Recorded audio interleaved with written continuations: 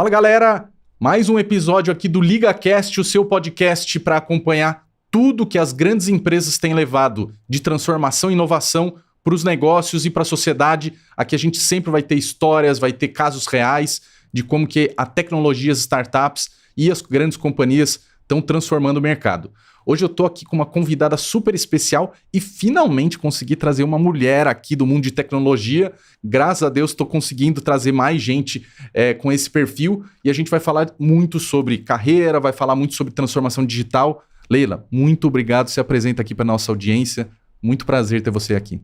Super obrigada, eu que agradeço. Sou a Leila Zimmermann, eu sou a CIO da Mondelez Brasil. Que legal. A gente, naturalmente, quando fala de Mondelez, as pessoas vão falar de muitas marcas que a gente adora, né? Muitos snacks, de chocolate. E, por outro lado, a gente está falando aqui de tecnologia e transformação digital. Queria que no começo você já ajudasse a desembalar isso para a gente. O que faz uma CIO numa empresa de bens de consumo, de chocolate, de snacks? Não, ótima pergunta aqui. Cada vez mais a gente tem que pensar que tecnologia digital é uma agenda de negócio, né? A gente não tem separação nisso. E quem dita as regras nesse mundo é o consumidor, né? Então, uma CIO, respondendo a sua pergunta, nesse mundo, ela está muito focada, hoje eu estou muito focada em garantir que a gente tenha dados, né, informação na nossa jornada para a gente aprender dos nossos consumidores, dos hábitos, para cada vez mais trazer inovação, melhorar e principalmente trabalhar muita eficiência e produtividade na cadeia para a gente chegar com os nossos produtos em todos os pontos de vendas e com todas as opções que o nosso consumidor merece. Então, é um trabalho quase que ligado a um trabalho de inteligência de mercado, assim, que Também. Preciso providenciar dados para planejamento e depois para execução. Perfeito, também. Mas quando a gente olha a cadeia end-to-end, eu digo para você que hoje o nosso foco está muito em olhar a otimização da cadeia de vendas, da cadeia de supply chain, de como a gente suporta marketing e todos os executivos da empresa com insights para essa tomada de decisão e para acelerar os planos relacionados com inovação, produtos e com toda a transformação da cadeia per si. Que legal. Você tem uma jornada muito grande em várias indústrias, mas está relativamente recém-chegada assim, ainda na Mondelez. O que você considera que é o estágio de maturidade da companhia para lidar com essas questões de ser mais orientado a dados e ainda numa empresa de bens de consumo? O que eu costumo sempre dizer, né, e aí falando não só da indústria de bens de consumo, mas de todas as indústrias, eu acho que quando a gente olha o estágio de maturidade, cada uma tem um determinado nível por necessidade, por desenvolvimento natural.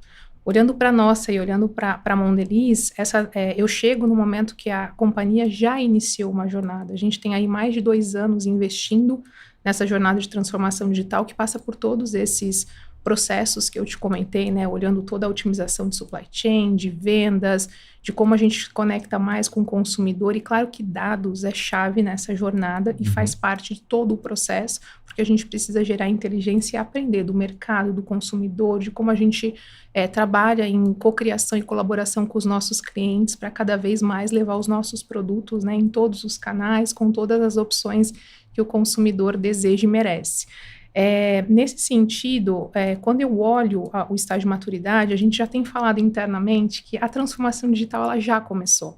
O que a gente agora está muito focado em como a gente acelera essas jornadas, levando em consideração que quando a gente olha os hábitos de consumidores, ele está evoluindo muito rápido, né? A gente está falando aqui agora, por exemplo, de uma era de hiperconveniência. Como é que isso atinge, né, uma indústria como a Mondelez? A gente tem cada vez mais entender que a gente precisa aumentar essa distribuição, chegar em todos os canais e estar presente, atendendo a necessidade desse consumidor e aos hábitos e às ocasiões e o dia a dia dessa conveniência. Então, quando eu olho esse estágio de maturidade, a transformação digital per si, ela já está acontecendo na indústria, mas a gente tem que acelerar alinhado com esses hábitos e com esse comportamento que ele muda a cada dia, com tantas opções que a gente tem acontecendo no mercado e na forma mesmo de convívio. A própria pandemia acelerou isso e outros tantos eventos que a gente sabe que só propulsionam essa questão da hiperconveniência.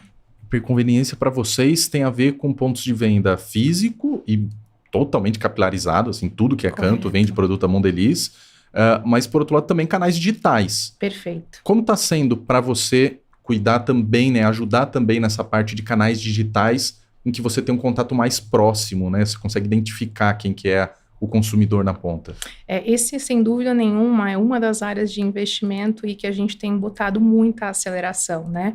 A gente iniciou trabalhando muito numa jornada focada em clientes diretamente, nos clientes direto, e trazendo esse conceito do digital commerce, né? Uhum. Então, essa combinação de você ter o atendimento físico, de você combinar com o atendimento digital. Iniciamos uma jornada de e-commerce há 2 anos atrás, de criar a loja Mondelez, de vir evoluindo isso e também se abrindo agora para parcerias, para a gente alcançar mais canais e pontos de vendas através de parcerias, que isso também é super importante. Você acabou de falar da capilaridade. Sim. E a gente precisa garantir que a gente consiga evoluir nesse processo. E o interessante de toda essa jornada é que quando a gente fala o omnichannel ou a multicanalidade, a gente também começa a passar por um processo com foco na nossa indústria do que a gente vem conceituando como phygital per si, porque numa jornada você pode ter tanto o on e o off combinado, né? Você pode estar com um cliente ali fazendo uma conversa, mas você pode estar usando, por exemplo, um canal digital para concluir uma compra, para suportar com um catálogo de produtos. Então, essa combinação e essa interação fluida do on e do off, ela tem acontecido e vai acontecer cada vez mais e tem sido um foco de muito investimento nosso. Que interessante. Eu sei que para vocês o período da Páscoa é um período muito chave para o negócio. Mas talvez as pessoas se associem muito o período da Páscoa com as barreiras que ficam montadas, né? Aquela estrutura dentro dos supermercados. E quando eu vou comprar, sei lá, ovo de Páscoa, chocolate para Páscoa, no digital, você não consegue emular essa mesma experiência. Como é que tem sido essa avaliação do ponto de vista de entender mesmo a necessidade do consumidor para uma jornada que é digital, mas que ele tem memórias do físico, por outro lado ali você não vai experimentar do mesmo jeito, né? O que vocês têm aprendido? Aprendido muitas coisas. Eu acho que um ponto que você traz aqui quando a gente fala da questão dos canais digitais, o desenvolvimento ele é completamente possível. A gente, nos últimos 2 anos, vem apostando em modelos distintos. Vou falar um pouco mais da Páscoa esse ano, mas o ponto sempre vai ser a gente precisa garantir que o produto chegue íntegro, com qualidade, e isso tem que ser o desenvolvimento perfeito dessa cadeia. Mas na combinação do digital para o consumidor, e você traz um ponto muito interessante, essa memória afetiva de ver a parreira, de estar ali, de tocar, ela continua. Esse behavior, esse comportamento, ele não mudou, né? E eu acho que faz parte, como você falou, da nossa memória afetiva. Mas quando a gente fala de ativação, por exemplo, né? Como é que eu sei que produtos, o que a Mondelez tem esse ano, qual que é o portfólio, o que inovou? A gente realizou inúmeras ativações, muito trabalho voltado na questão do marketing digital, para a gente atingir os mais diversos canais, mídia social, digital commerce, parceria com os nossos clientes, para trazer essa combinação e essa amplitude de opções para o consumidor, né? E os aprendizados, eles são inúmeros, além desse que eu te comentei, da garantia da integridade do produto, da qualidade, de como é importante essa comunicação direta com o consumidor, de conhecer portfólio, de conhecer opções. E o consumidor, ele está cada vez mais exigente, ele tem as preferências, e o mais interessante nesse conceito também é sempre lembrar que as nossas marcas está também muito ligada a essa memória afetiva. Então, quando a gente associa a Páscoa, o ovo e as marcas que a gente tem, os produtos que a gente tem, essa é uma combinação super interessante, e essa ativação e estimulação nos canais são muito, muito bacanas.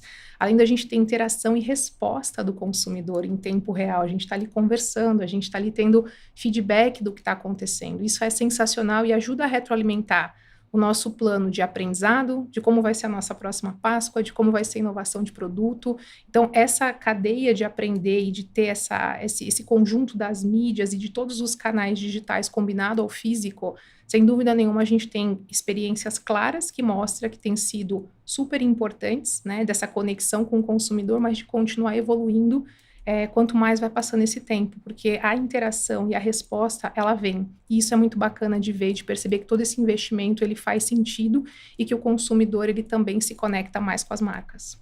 Isso acaba interferindo no teu papel de CIO de que maneira? Essa parte de pensar, essa conversa com o cliente acontecendo num ciclo ou numa experiência mais real time, né?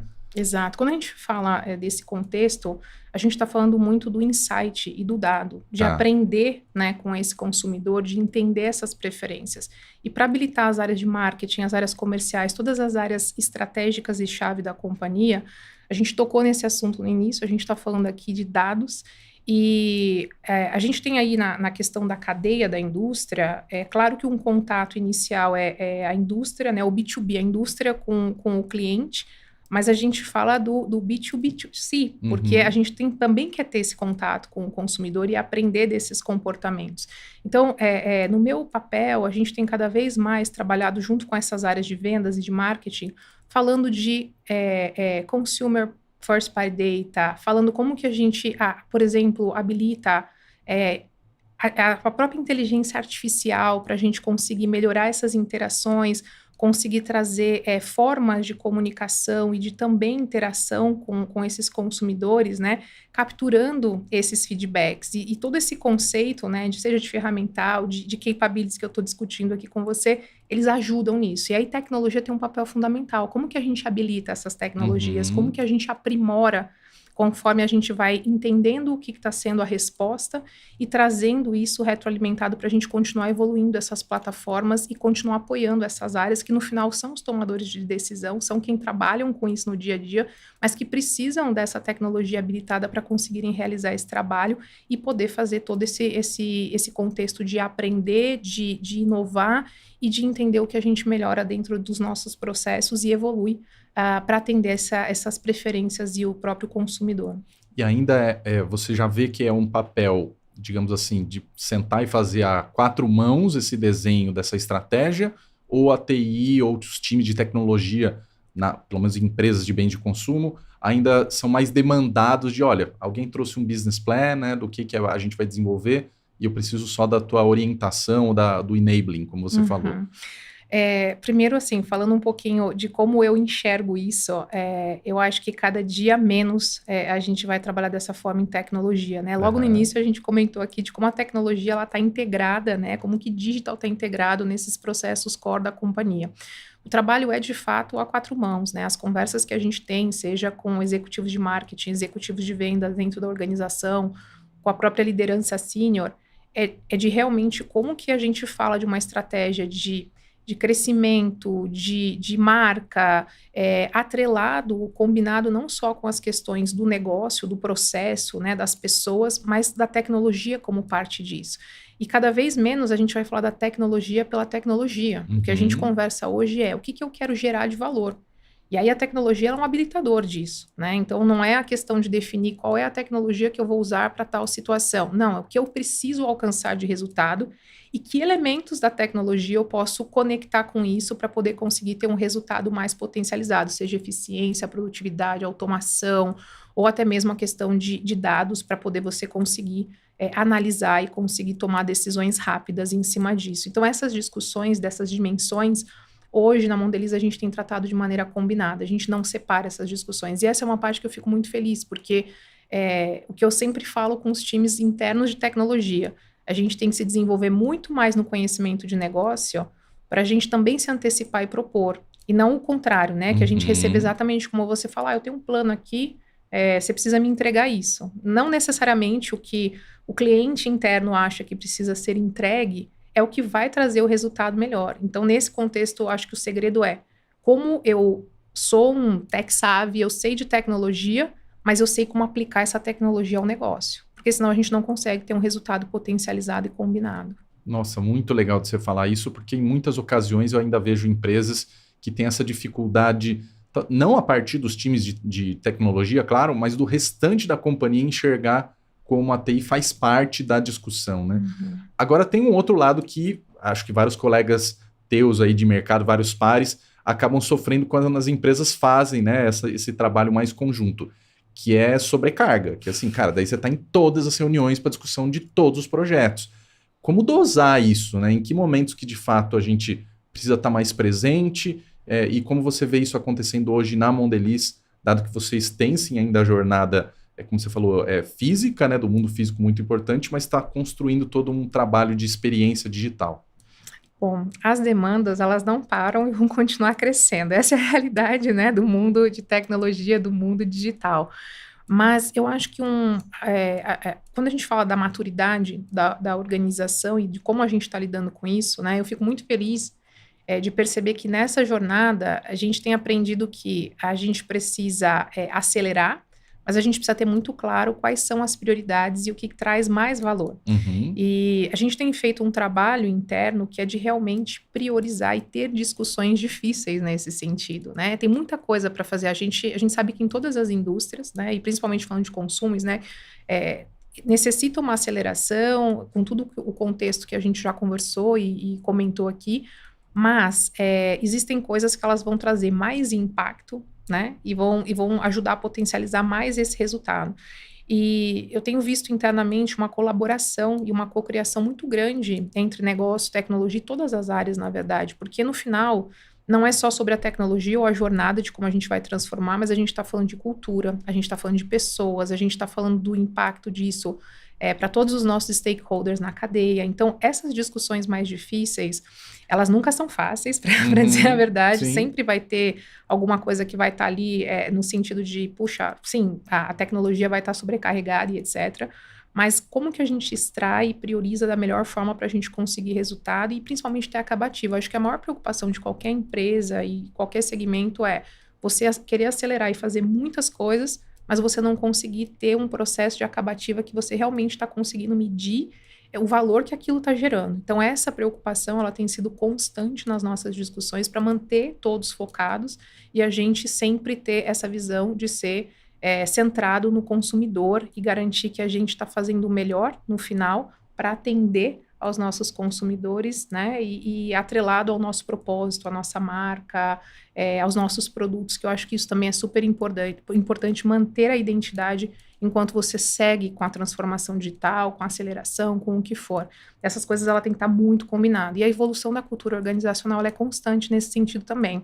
A gente já teve um modo de priorizar a demanda, a gente já teve outro modo, a gente já está numa evolução agora de um terceiro modelo que está dando super certo de ter uma área focada nessa visão de o que é a estratégia e como é que eu faço essa priorização, provocando mesmo os executivos da organização e trazendo isso de forma mais centrada. Mas é uma evolução, a gente passou por diversos modelos e com certeza esse modelo está indo bem, mas a gente vai achar um jeito de melhorar e evoluir cada vez mais. Isso não para, é constante. Que demais.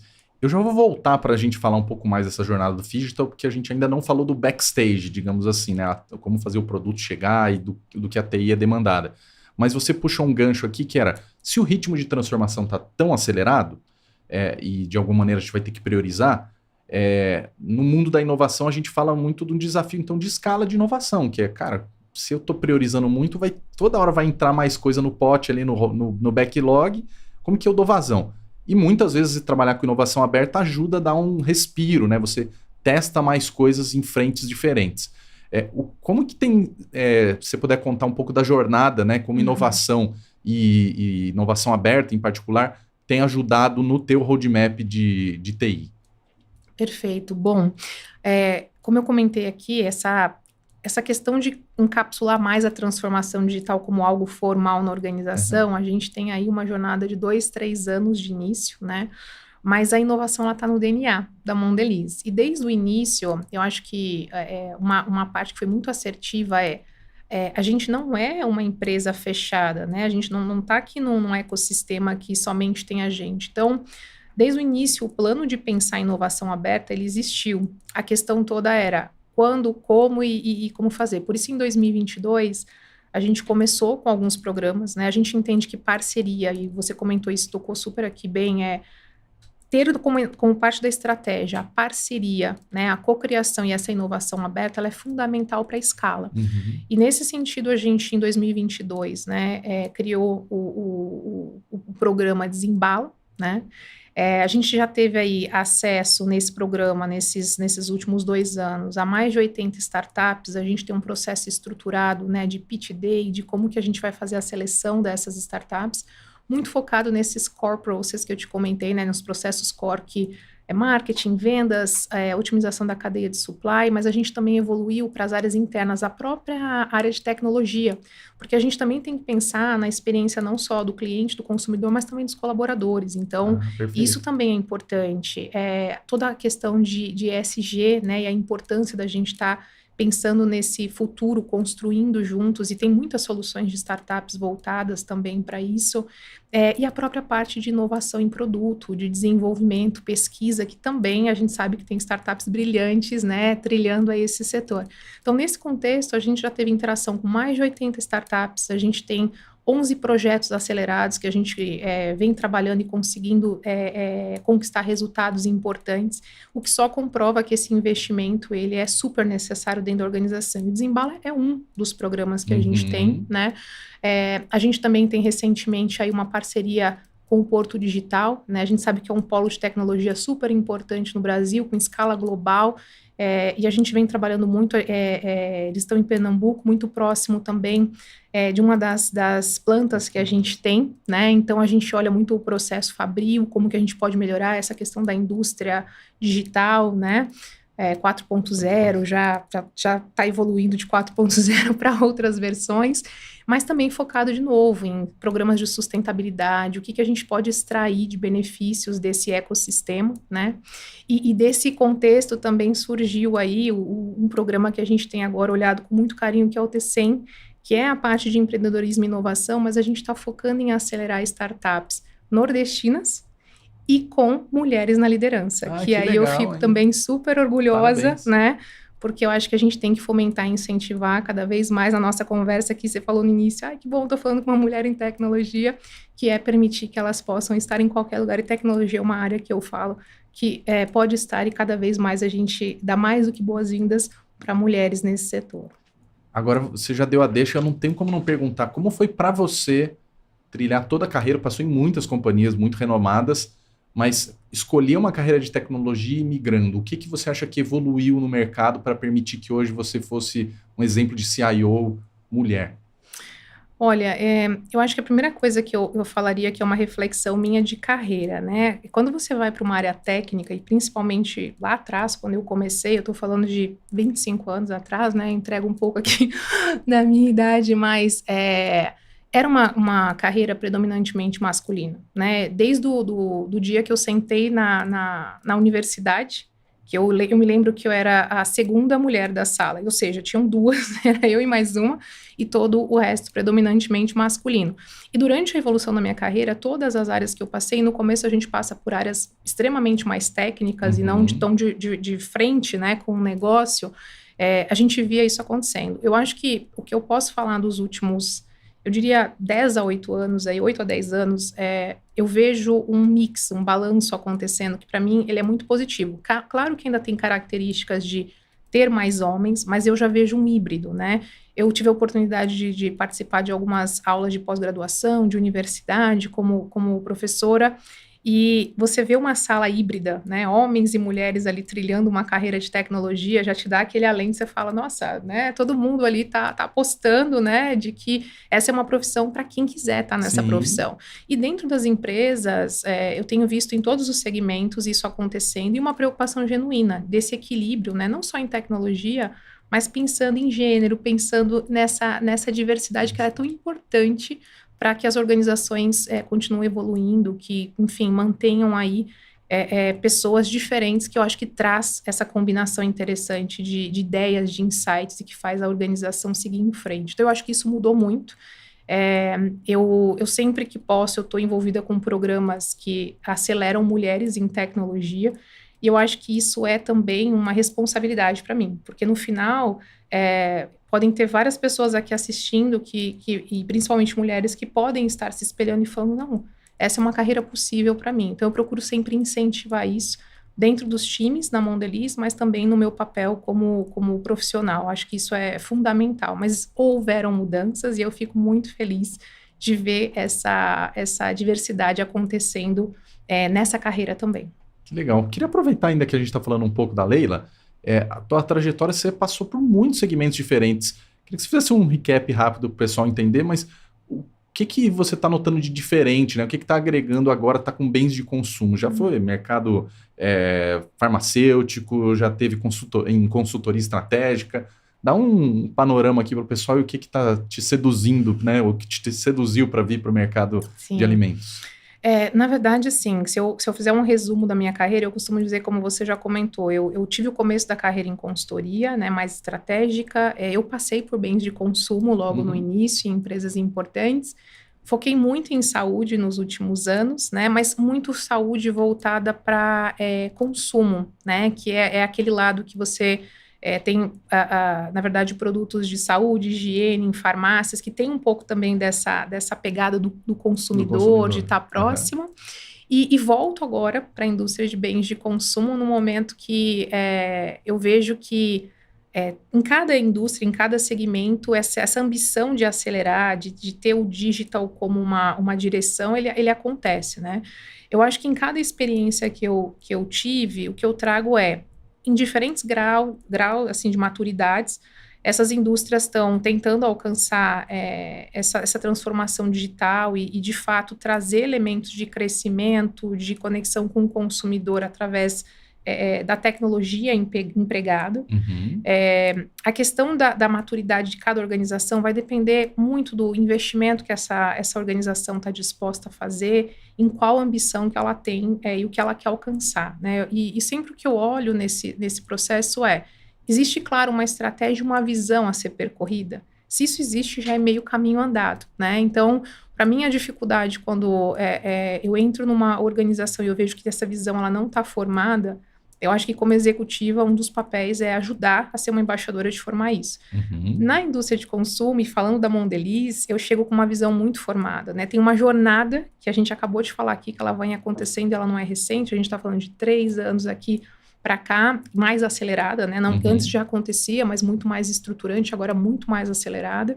E o que eu fico feliz, e também um dos critérios muito claros de decisão de abraçar tudo isso, nós temos uma visão muito clara de ser uma empresa data-driven, de ser baseada em dados, de conseguir entender o nosso consumidor e de conseguir levar as nossas marcas, os nossos produtos da melhor forma. E essa visão, ela alimenta tudo isso que eu conversei aqui hoje com vocês, esse pipe, seja de inovação, seja de investimento em digital e muito investimento também para que isso possa acontecer. Então, essa combinação, para mim, ela é essencial e em consumo eu acho que isso está cada vez mais forte, né? E eu acho que a gente falou aqui, você fez uma pergunta interessante, mas o que significa, né, ser uma CIO em consumo e o que digital significa? É tudo isso que a gente está conversando aqui e eu acho que cada vez mais nesse segmento isso vai ser super importante. A gente está falando de inúmeras transformações que ainda vão acontecer nos hábitos, na alimentação, e isso tudo vai reverberar em inteligência e aprendizado que a gente tem que se adaptar e se reinventar. Então, ser data-driven também vai ser muito importante nesse contexto. Por outro lado, acho que qualquer indústria que já estava pensando em cadeia de distribuição, de alguma maneira já trabalhava com muita informação de pesquisa com cliente, com informação de mercado, né, com birôs de dados para saber sell-in, sell-out, enfim. O que você acha que é esse impulsionador, essa diferença quando a gente fala de uma empresa, digamos, tradicional, de bens de consumo que já tem que olhar relatório, já tem que tentar pesquisar cliente, para uma empresa realmente data-driven? É essa questão, por exemplo, da personalização e da instantaneidade do contato com o cliente? Esses, sem dúvida nenhuma, são elementos chaves da personalização e dessa questão de você ter uma tomada de decisão mais rápida e desse instantâneo que a gente está falando aqui. A gente tem que lembrar que em alguns mercados, em alguns segmentos, o dado está muito pronto, né? Você pega alguns segmentos de indústria, você consegue comprar esse dado pronto, né? Perfeito. Não que em consumo você não consiga, mas tem muito dado que ele tem que ser desenvolvido. Ele não está pronto, ou você não tem com precisão, porque a gente está falando de chegar até o ponto de venda, a gente está falando de chegar até o consumidor, e a gente tem que lembrar que uma cadeia que ela tem um princípio B2B ou B2B2C, ainda tem etapas que precisam ser desenvolvidas. Então, a diferença é como é que eu trabalho todas essas etapas para conseguir, de fato, ter dados relevantes e não tomar decisões baseadas só, existe uma tendência aqui, existe um número aqui de uma pesquisa que está dizendo que esse é o movimento. Não, como é que eu realmente tangibilizo isso? Perfeito. E aprendo e entendo o que de fato eu preciso fazer e tomar a decisão mais assertiva, né, mais assim, eu diria, baseada em fatos, baseados em dados reais, para você ter uma assertividade no que você está postando e construindo. Então, isso é muito importante. E aí a gente tem que pensar que isso também é uma transformação, não só na captura do dado, mas a gente tem que pensar na questão de como é que a organização dentro se prepara para isso. E aqui a gente está falando de muita coisa, não é só de tecnologia, não é só de ter o dado capturado. Não adianta ter o dado se você não sabe o que fazer com esse dado, como é que você lê esse dado. Matou um ponto que geralmente é uma coisa que dói muito nas empresas, né? É pedido para TI ter lá o Power BI, enfim, qualquer ferramenta lá que se use para ter o dado e organizado e apresentado, mas não necessariamente as empresas falam da transformação digital muito mudando os processos para que eles tomem decisões mais rápido. Como é que você percebe que isso aí pode ter esse pulo, essa aceleração de, o dado já está aqui, e aí, como é que como TI ou o teu papel influencia nessa virada, né? Isso é super importante. Isso é um dos programas que a gente vem trabalhando nesse último 1 ano e meio, né? E que ele passa por várias, eu vou tentar descrever aqui rapidamente, vários estágios, né? Que não necessariamente eles são um a um, a gente tem coisas paralelas, mas que estão acontecendo. Então, uma das coisas que a gente vem investindo muito nessa jornada de ser data-driven é a questão da centralização do dado e de ter um data lake robusto, né? De ter uma questão mais estruturante para você ter a centralização da informação e informação confiável, a informação que pode ser utilizada, né, pela organização. Mas isso tudo não é suficiente, como você bem coloca aqui na tua pergunta. O que tem em paralelo nisso? Tem muito elemento para trabalhar. A governança de dados, né? Porque você ter quem é o dono do dado, ter claro o que são os KPIs, como mede, como que eu leio essa informação, ela é super importante. E esse não é um trabalho exclusivo de tecnologia. Aqui é um trabalho, é uma jornada tanto de negócio quanto de tecnologia, muito pautada em coisas importantes. Você não muda uma cultura para data-driven se você não investe nas pessoas e nos processos para que isso comece a acontecer. E aqui a gente está falando da própria governança de dados, de identificar os donos, de entender como que esse dado é descrito, é usado pela organização, de ter os tomadores de decisão mapeado muito claramente e principalmente o que a gente chama de educação e letramento, porque as pessoas elas precisam saber como usar todo esse ferramental, esse arsenal de coisas que estão sendo disponibilizados, né? E não é uma jornada de curto prazo. Então, a gente começa com estruturante, mas você está aqui trabalhando governança, está trabalhando cultura, está trabalhando capacitação de pessoas, e essas coisas têm que andar juntos para que isso se torne realidade. Não é do dia para a noite que isso vai acontecer, mas a tecnologia sozinha não faz isso. Isso é uma combinação do negócio com uma visão clara, junto com o habilitador de tecnologia, mas a gente tem aqui uma área cross, a gente está falando de ter pessoas de recursos humanos, a gente está falando de ter pessoas de comunicação, de change management, que são coisas super importantes para abraçar dentro dessa jornada e construir tudo isso que a gente quer para alcançar a nossa visão, né? Então, eu diria que a tecnologia é um dos elementos. E a questão do letramento, a gente tem estágios, né, e maturidades em dados, qualquer organização. Então, você parte do momento que você tem o dado disponível, mas aí talvez não sabem como extrair o melhor daquele dado. E nesse sentido, a gente vem construindo essas capacidades dentro da organização, até no primeiro momento centralizando, tendo uma área de negócio que ajuda a interpretar esse dado para disponibilizar para quem toma a decisão, mas a gente quer que isso vá sendo mais descentralizado à medida que a maturidade vai crescendo junto. Então, esse trabalho de todos esses componentes é o que a gente acredita que vai fazer a diferença nessa jornada e é um pouco do desenho e da aposta que a gente tem feito e trazido aí toda a organização nessa jornada. Todo mundo tem que ser um pouquinho mais Leila, mais CIO na hora de pensar o negócio. Todo mundo. E na hora que a gente também desenvolve as pessoas internamente e contrata. Então, aqui a gente está falando de capacidades, de skills que têm que ser adotados por uma organização que quer alcançar essa visão, né? Então, cada vez mais essas habilidades, como você acabou de falar, vão estar inseridas dentro de todas as funções. Não é exclusivo de tecnologia. Tem uma outra camada do trabalho do CIO que geralmente é olhar um pouco mais para frente, né? Que tá bom, que outras tecnologias estão surgindo? E você já deu a deixa aqui para eu perguntar na hora que você falou do Data Lake, e a tal da inteligência artificial no negócio de vocês?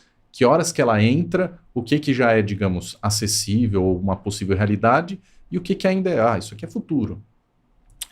Eu acho que tudo que a gente está desenvolvendo agora, ela vai responder essas perguntas para o futuro, né? Eu acho que aquele exercício que eu falo de future back, que todo mundo fala, de olhar lá para frente, qual é a possibilidade de voltar para cá, ele é super importante, está na agenda do CIO. Mas a gente tem que desenvolver as condições para aplicar a inteligência artificial de forma consciente e ética, com políticas claras para que isso possa ser usado dentro da organização. Então, essa é uma preocupação, né, global na Mondelez, então não é uma coisa que a gente decide localmente, isso é algo discutido corporativamente, e temos discussões muito importantes nesse sentido, mas a experimentação, ela faz parte dessa jornada. A gente precisa aprender, né, e com esses aprendizados rápidos, capturar o que funciona, o que não funciona. E eu acho que nesse sentido tem diversos exemplos. Quando a gente fala da jornada de forças de vendas, de execução nos pontos de vendas, a gente já usa inteligência artificial para fazer reconhecimento de imagem, para entender se os produtos estão com a composição correta de mix, para entender se a gente está executando da melhor forma, displays, a forma como o consumidor vai ter a experiência dele, né, junto com as nossas marcas e produtos. E isso traz muito aprendizado, porque através dessa captura de imagem, você consegue olhar várias coisas, né, relacionadas não só à questão da execução, de ter ali toda a questão do produto, da disponibilidade, mas também o que a gente pode melhorar nesse sentido, né? Então, esse, por exemplo, foi uma aplicação que a gente começou já tem mais de um ano, e ela é muito assertiva, muito controlada, e a gente consegue ver os benefícios da aplicação disso no dia a dia. Quando a gente pensa em toda a parte de marketing, toda a parte de possibilidades, eu acho que é claro que a gente, quando olha para mídias sociais, para engajamento, a gente já vê a inteligência artificial sendo aplicada, e eu acho que isso só vai continuar.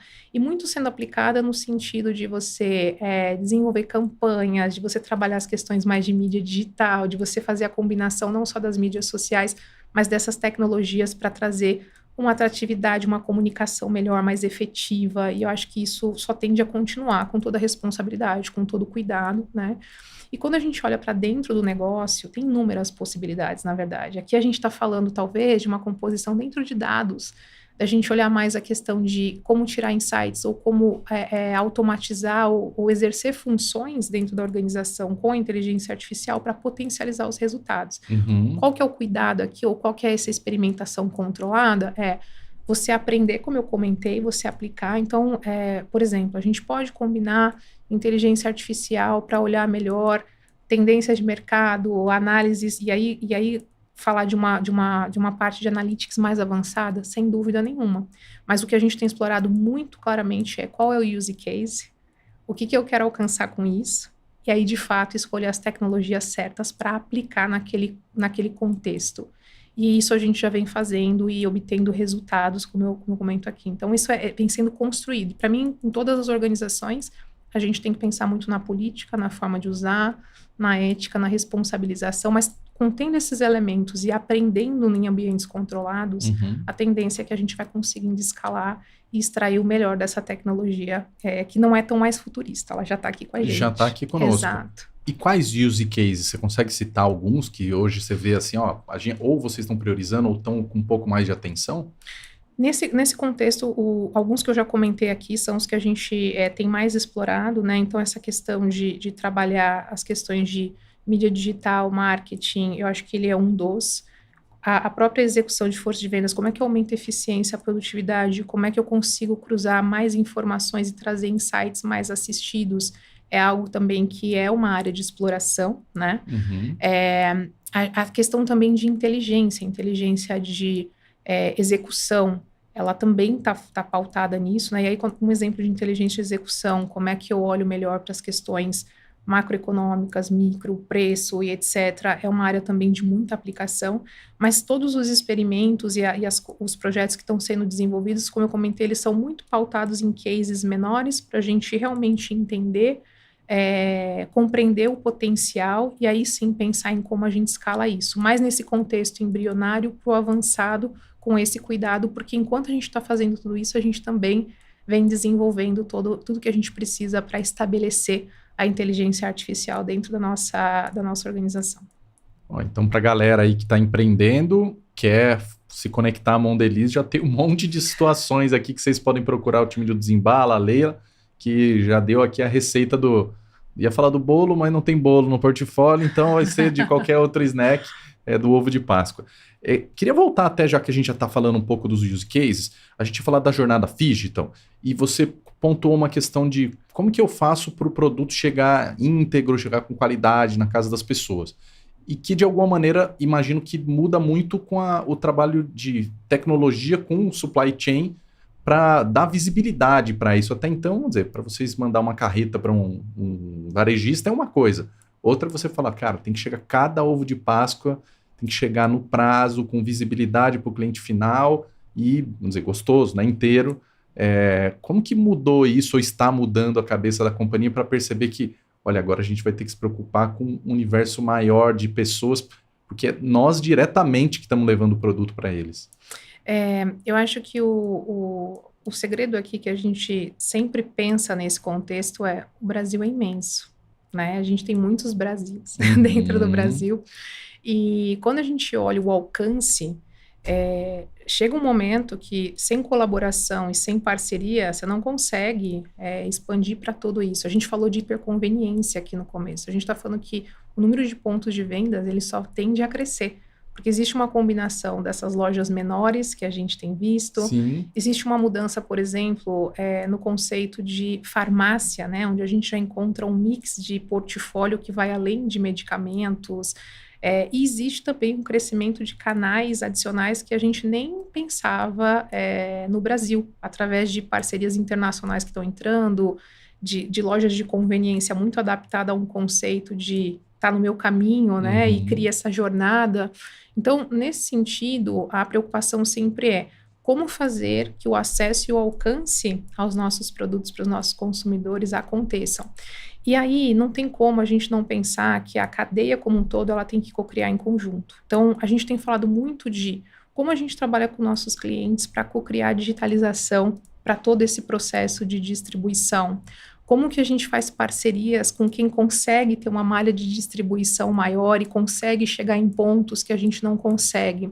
Então, esse conceito cada vez mais dentro da indústria de consumo, ele é real e ele está acontecendo. Essas parcerias, essas colaborações estratégicas, elas vão ser extremamente importantes para conseguir abraçar esse universo de diversidade e de possibilidades que estão acontecendo, que só tendem a aumentar. Então, quando a gente olha o digital e a gente olha isso, novamente a gente volta para a questão de que não somos uma ilha e que a gente vai ter que sim ter parceria e colaboração dentro do contexto da indústria de consumo para conseguir atingir esse objetivo. E a gente já vem desenvolvendo alguns programas, né, nesse sentido dentro da Mondelez com essas parcerias, aumentando a nossa capilaridade para alcançar mais e mais os nossos consumidores com todo o portfólio de produtos que a gente tem. Ah, que legal. Também queria voltar num outro ponto que eu perguntei especificamente da inteligência artificial no contexto em que o CIO acaba sendo essa pessoa que vai olhar muito para frente também, né? Que outras coisas que você está olhando para frente que podem impactar no mercado de vocês? Você comentou, por exemplo, de alimentos. A gente fez um mapeamento só de food techs e a principal subcategoria que tem nesse mapeamento é novos alimentos e bebidas. E que em muitas ocasiões não tem nada a ver com digital, não tem a ver com a tecnologia no sentido de software, né? Como que uma CIO tem que olhar para isso e exatamente que coisas que estão te interessando, te chamando a atenção? Olha, para mim, eu tenho aprendido muito desse conceito da comida do futuro, né? Esse tem sido uma área que eu tenho me dedicado a aprender. Como você comentou, existem inúmeras possibilidades, né, de como aplicar a tecnologia combinado a isso, que não necessariamente está voltado para o processo de tecnologia mais corporativo, né? Aqui pode estar muito mais focado numa tecnologia aplicada na conservação, na embalagem, em como esse alimento vai ser consumido, né? E eu acho que aqui o CIO ele tem que ir além do papel dele, que é esse papel corporativo dos sistemas. Quando a gente volta no assunto do negócio, essa é uma jornada de aprendizado para o CIO também. Então, assim como os nossos executivos da organização estão pensando no Mindful Snack que a gente fala, está pensando e olhando para isso também, olhando para a sustentabilidade de tantos outros temas, o CIO na cadeira dele também tem que estar fazendo isso. Claro que o foco aqui vai ser entender como essas tecnologias vão se desenvolver e podem ser aplicadas, né, a esses temas, mas a gente não pode ficar alheio a isso, porque pode começar um movimento de fora para dentro, mas vai chegar dentro e também fora da organização de uma forma que a gente vai ter que aprender com isso e ter novas soluções, novas alternativas, né? A gente às vezes fala, mas isso é muito mais a parte de pesquisa e desenvolvimento, muito mais a inovação do produto, o marketing olhando para isso, Mas como é que você ajuda essas áreas a terem dados, a terem ferramental e tudo que eles precisam para explorar esses novos conceitos e acelerar esse processo de aprender, de observar e de entender como isso vai afetar o nosso segmento, a nossa indústria, a nossa companhia. Então, para mim, esse tem sido um assunto bem interessante que vai além, né, da tecnologia, enfim, tradicional, desenvolvimento de sistemas e tudo que a gente tem no core, na raiz do CIO. Mas também é uma jornada de aprendizado. E isso, para mim, é ser business driven, que a gente fala tanto, é você estar realmente conectado com o negócio e você poder participar e contribuir com essas pautas dentro da organização, da forma correta, no espaço correto, mas conhecendo e entendendo mais dessas novas, na verdade, modalidades e desse mundo que está se abrindo aí, que é mais uma possibilidade que a gente vê. Como a Liga a gente trabalha com inovação, é comum para nós lidar que cada ano vai ter uma tendência que está despontando e isso tem sido cada vez mais rápido. E há uns 2 anos atrás a tendência era o tal do metaverso. Eu gosto de brincar que na ocasião teve uma cervejaria que falou, tem uma primeira cerveja no metaverso. E daí quando eu vou dar aula eu brinco, mas vocês já beberam a cerveja no metaverso? Daí as pessoas falam, não, né? Porque não existe mesmo, na prática esse produto não existe. E daí eu coloco 2 reflexões que eu queria trazer para você, que é, isso é visto muitas vezes como ameaça, então se o tal do metaverso cresce, as pessoas vão consumir menos snack, e daí como a gente se prepara para isso, ou então parte do exercício ainda não existe, e daí eu deveria fazer parte do desenvolvimento desse produto, ou dessa marca, no caso de vocês que eventualmente você pode até desassociar, né, o produto da marca, e criar uma outra experiência daquela marca no metaverso. Como que é isso para Mondelez e para Lê?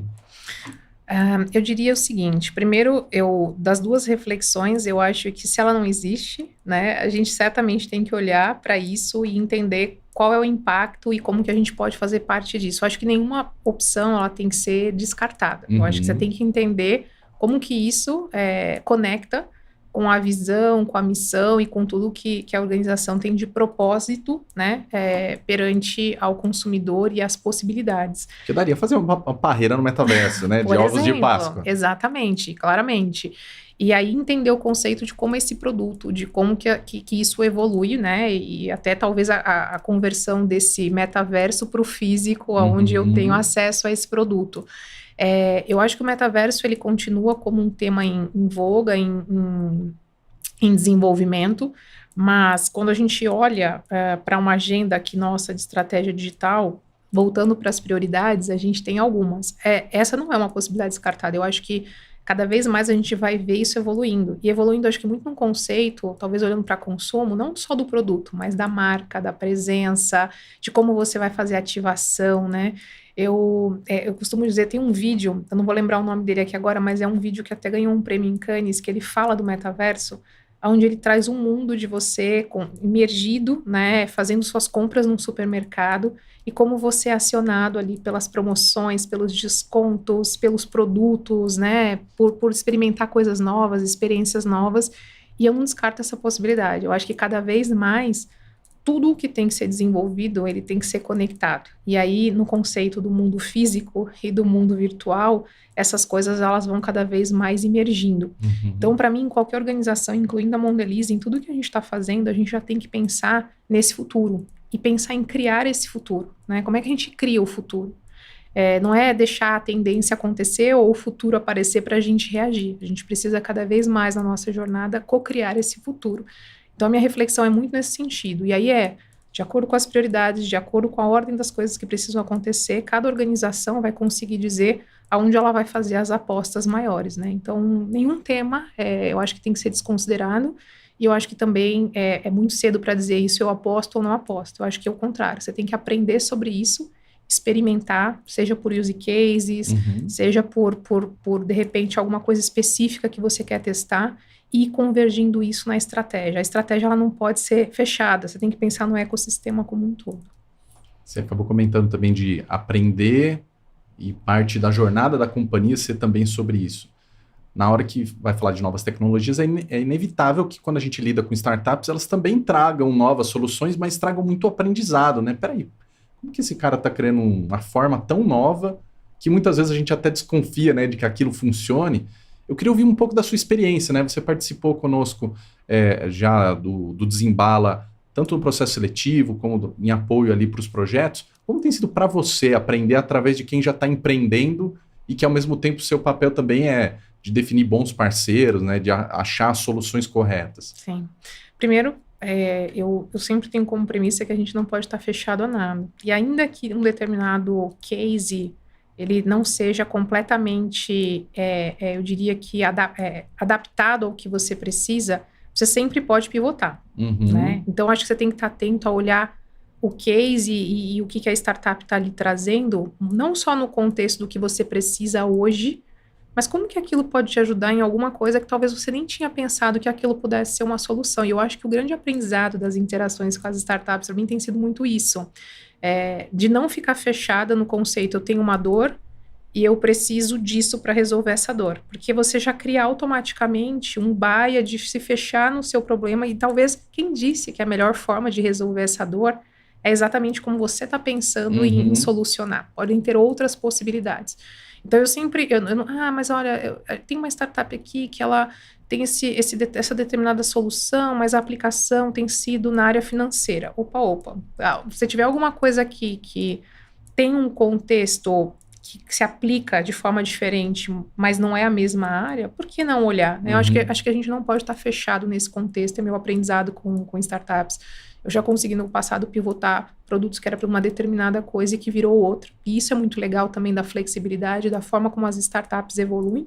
E eu acho que isso tem que estar muito conectado no DNA de quem está fazendo esse processo, desse olhar de hunting, de co-criar, de participar. Então, isso é uma das coisas que eu sempre trago de aprendizado dessas interações, né? De não ir tão fechado com bias.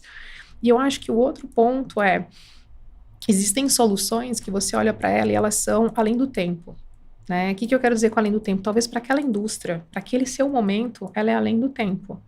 Mas, quando a gente pensa na questão de criar o futuro, ou de pensar que a gente tem que antecipar o que pode acontecer, aquilo pode ser aquele insight que fica aqui, né? Que pode ser que você não consiga imediatamente utilizar, mas eles estão além do tempo, e eu vou ficar observando, porque eu acho que ali tem uma oportunidade. Você também não ter só o pipe do presente, né? Da dor imediata, mas como é que eu olho para essas coisas e entendo que hoje eu não consigo, mas ali tem algo que eu preciso para o futuro e eu tenho que estar de olho naquela startup, de olho naquela solução. Então, criar esse pipeline também, ele é muito rico. E aí permite que uma CIO, numa posição como eu estou hoje, consiga não ser somente uma pessoa que está trabalhando ali na demanda que está sendo pedida, mas que fale, essa discussão eu acho que eu tem alguma coisa aqui que eu consigo conectar. E criar isso também como possibilidades para inovar com o negócio e também para surpreender. Eu acho que a gente também tem que surpreender e trazer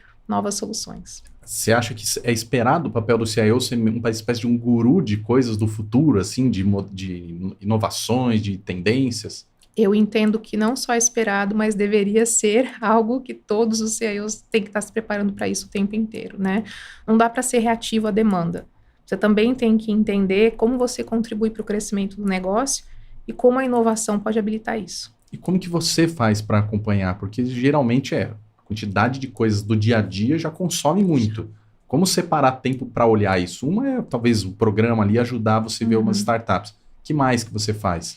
Olha, uma das coisas que, além dos programas, além de estar em contato com startups, também são as conexões. Eu acho que você tem que aprender com outros executivos, com outras empresas, com outras indústrias. Não se fechar para o network e para essas conexões que elas são super ricas, né? E eu não estou falando só de corporação para corporação, mas aqui a gente tem que estar aberto até para pensar em outras possibilidades, né? Às vezes você vai, por exemplo, ter uma interação com uma ONG que está tratando um tema específico, vamos imaginar uma dor específica de alimentação. Eles estão fazendo alguma coisa que tem algum insight ali. Então, ser um pouco mais diverso na sua busca, né? Eu acho que essa é uma recomendação, um aprendizado que eu tenho tido. Livros têm sido um pouco mais difícil para eu conseguir concluir muito rápido. A minha leitura está sendo muito maior, né? Eu falo que eu sou uma mãe recente, então tá difícil de eu continuar nessa jornada, mas a gente tem hoje, né, podcast, a gente tem tantas outras coisas, a gente está aqui conversando, e eu tenho explorado também sair um pouco da zona de conforto, porque é muito fácil para mim falar assim, deixa eu escutar aqui um podcast somente de tecnologia ou atrelado a isso. Não, vamos ouvir uma coisa diferente que você tem um aprendizado insight. Então, eu acho que a forma como eu tenho trabalhado isso é se abrir mais e usar. A gente tem muito recurso disponível hoje. E tudo é muito volátil, muito rápido no consumo. Mas conexões, tá aberto a fazer conexões diferentes das tradicionais, que eu acho que isso é uma dica importante. E você também se abrir para estar olhando para todos esses conteúdos digitais, toda essa questão de podcast, eu falo de audiobook, o que for, eu acho que ela tem ajudado muito, pelo menos para mim, nesses insights, né? E às vezes eu realmente estou lendo coisas diferentes, tá? Então, ultimamente eu comecei a me apegar agora à questão de física, olha que coisa super diferente, mas pensando no Advanced Analytics, tipo, o que tem aqui de aprendizado que eu posso aplicar? E aí eu pego alguns temas específicos, mas também não é aquela dedicação que eu fico, não, eu vou me tornar, eu estou tentando ainda construir um pipe, uma visão, para aí eu escolher o que eu quero aprofundar. Eu acho que isso ajuda muito também para contribuir com o aprendizado num mundo que cada vez mais é tecnologia. A gente está sendo bombardeado por tanta inovação e novidades. Eu acho que o mundo está muito dinâmico cada vez mais e a gente também tem que aprender a fazer essas seleções de forma aleatória para conseguir tirar insights. Você acha que isso aí era uma habilidade que o CIO carrega mais, de olhar uma coisa bastante transversal e aprofundar em alguns assuntos, e que outras áreas talvez tenham mais dificuldade? Eu acho que o benefício de estar na área de tecnologia é exatamente a oportunidade que você tem de estar focado em tudo que é transversal, né? Você tem uma visão mais helicóptero de algumas coisas, mas você tem uma visão melhor do que está acontecendo aqui, do que está acontecendo ali. Durante a minha trajetória, eu sempre fui a conectora. Então, assim, olha, dou exemplos clássicos. Às vezes a gente está fazendo um programa no Brasil e está acontecendo alguma coisa num outro lugar do mundo. Mas como a minha estrutura de tecnologia ela é global, eu consigo ter essa visibilidade. E aí eu consigo conectar. Olha, você sabia que tem um programa parecido com esse que você está criando aqui, que já está acontecendo, sei lá, na Austrália, que você podia conversar com alguém lá? Vou buscar um contato. Eu acho que isso é uma coisa que é super rica, que a função de tecnologia ela traz. Porque na organização inteira a gente consegue ter esse olhar, né? Seja quem está numa organização que tem uma estrutura de tecnologia mais global ou ainda local, mas você está olhando todo o business e você está participando basicamente de todas as iniciativas que estão acontecendo. Então, às vezes está nascendo uma coisa nova aqui, que por falta mesmo ou de tempo, de comunicação, de alguma coisa, alguém não conectou. E a gente tem esse papel de conector. Eu acho que isso é uma coisa muito forte. E não só conector corporativo, mas eu acho que conector também de mercado. Buscar essas tendências, aprender mais sobre essas coisas, ajuda você a adicionar ainda mais valor e ajudar as áreas de negócio a abrir esse leque de possibilidades. Então, eu entendo que essa é uma habilidade que a gente já tinha o benefício por essa visão mais de tudo que está acontecendo, mas cada vez mais ela vai ser super chave de trazer esse connect e de buscar sinergias de escala das soluções e das opções que existem. Achei maravilhosa essa definição que você deu, assim, do teu papel e um pouco, talvez, do papel dos CIOs, né, talvez muita gente olhe pela execução, né, de desenvolvimento de projetos, outros olhem para essa coisa de tendências, mas de ser um conector, no fim, é uma API ambulante, né? Uma API ambulante. Que consiga conectar muita gente de projetos diferentes, de áreas diferentes, com conhecimentos diferentes. Já que a gente falou de conectar, para a gente encerrar aqui o nosso episódio, o papo aqui valeria mais horas, já fica o pré-convite aqui para a gente fazer mais um papo, mas queria que você, como que o pessoal se conecta a você, para a nossa audiência, e queria muito a tua ajuda de pessoas que estão buscando ter esse papel de CIO, estão crescendo na carreira, na área de tecnologia, especialmente as mulheres. O que você recomenda que as pessoas precisam fazer hoje para ser um CIO que de fato é relevante para o mercado? Perfeito. Bom, respondendo a primeira pergunta de como se conectar comigo, redes sociais, LinkedIn, acho que é o canal principal que eu me comunico hoje, então está super aberto, sou super aberta a convites. E falando da questão do papel do CIO e de quem está buscando, né, crescer nessa linha de desenvolvimento de carreira e principalmente mulheres. Algumas coisas eu comentei aqui, eu vou reforçar, que vá além do papel de tecnologia, né? Um CIO, ele tem que estar integrado ao negócio. Então, conhecer do negócio, conhecer se você está numa indústria, se você está num segmento, aprenda do seu segmento, entenda quais são as tendências, seja um contribuidor real para o crescimento do negócio, não sendo reativo, né? Atendendo a demandas, atendendo ao que é pedido somente, mas também buscando novas possibilidades e trazendo isso na mesa, né, como parte das conversas de negócio.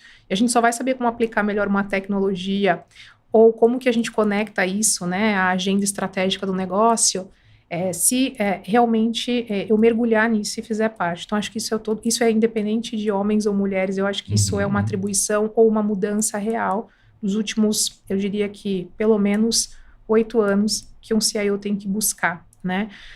Fora isso, investir também nessas conexões. E aí, quando eu falo de conexões, o dia a dia, ele consome muito um CIO, né? Vai ter agenda de manter os sistemas funcionando, a agenda de pessoas, né? Dos talentos internos que você tem que cuidar.